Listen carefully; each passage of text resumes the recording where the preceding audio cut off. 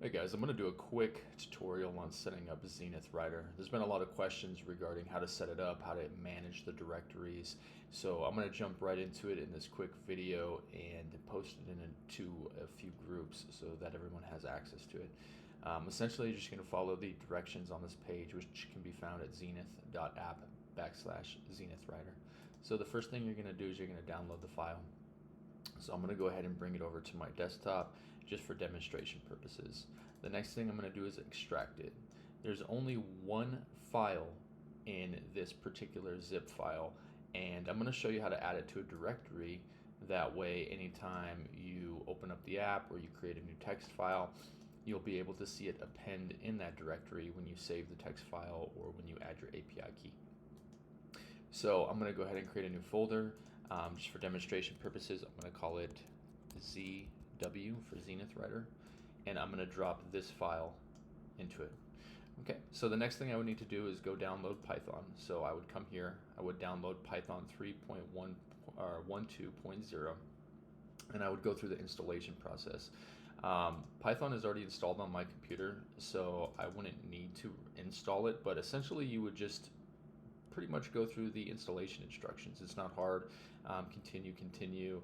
It'll give you the destination to select where you want it installed. You'll download all the dependencies and repositories, and you're pretty much done at that point in time. Very simple installation process. After that, you could verify that it is installed by using this particular code. This actually won't verify it. It'll try and reinstall it, but it might say that it's already been installed, or it might install over it. So I would skip this if this step one actually goes through all right with no problems. After that, you're going to do a pip install request. To do that, you can just go to applications. You can open up utilities. You can go to terminal, and you're just going to essentially run it. It's already installed on mine, but there's no harm in installing it again, so it's not a big deal at all. And then at that point in time, you're going to navigate to wherever you've put ZynithWriter on your computer, and you're going to run Python 3 for the Python file, which will launch the application.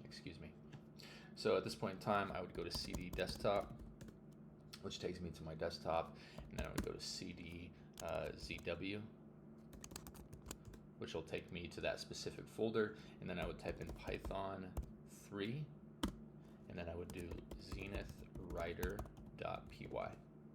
So it's going to go ahead and launch the application and the GUI. At this point in time, you would put in an API key. So I'm just going to put in a random string of letters and numbers. This won't go through for demonstration purposes, but I just wanted to show you how it works. So once you hit go create, it's going to create a config file, a config.ini file inside of whatever directory you have the ZynithWriter.py file added to, or directory. So you can make this file anything you want. You can put it anywhere on your computer. This config file that stores the API key is going to append to the file or directory of where this is installed. At this point in time, you would just add an H1 heading, whatever that might be. So I guess you could do, what is the meaning of life? And then you would do your H2 comma separated. So how do I know the meaning of life? What happens when I find out the meaning of life? And then you can also do facts, which are comma separated. So if you went to Google and you typed in, what is the meaning of life? You would have all these people also ask questions. So you could do, what are the 3 meanings of life? What is our real purpose in life? Pretty much anything you want. Why did God create us? Whatever FAQs are relevant to your particular circumstance. So keep that in mind. Everything is just comma separated. At this point, you would select the formality level depending on what you're writing. Conversational is going to be exactly that. Informal is going to be a little bit higher, and then obviously it goes all the way up to formal. If you're writing something that's of undergraduate or graduate degree, maybe even high school, And these are based on grade levels. So, you know, if you're trying to write something to appeal to a large audience, you would use junior high or high school. If you're trying to write some sort of research blog or article, you might use graduate or undergraduate.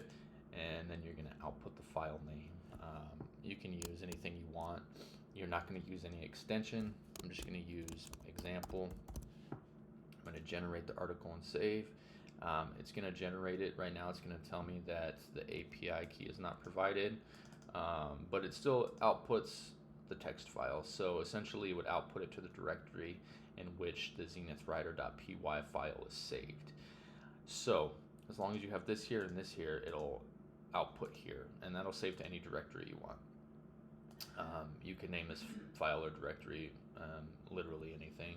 You can store it anywhere on your computer, and as long as you can navigate to it through terminal to execute it, you will be good to go. So that's pretty much all there is to it. It's very straightforward, very simple. I'll probably continue working on it and release versions in the future.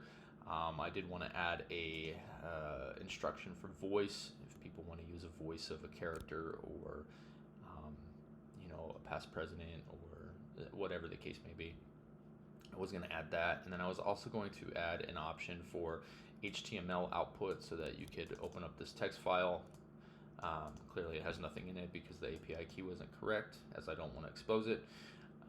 But essentially you can save it as an HTML file or a text file, and if you save it as an HTML file, you can just copy and paste it into pretty much any type of HTML editor, even WordPress, and it would retain all the headings and the proper structure, more or less. So I'll go ahead and wrap it up. I hope you guys find this tool useful. I wanted to release it for free, or at least the first version. It might become paid later on, but this app didn't take me that long to create, and I just wanted to make sure that people had it in a very simple and straightforward format for Mac, because I know that's been a little point of contention in the surrounding industries. So hope you guys have a wonderful day, and I hope that this video is informative.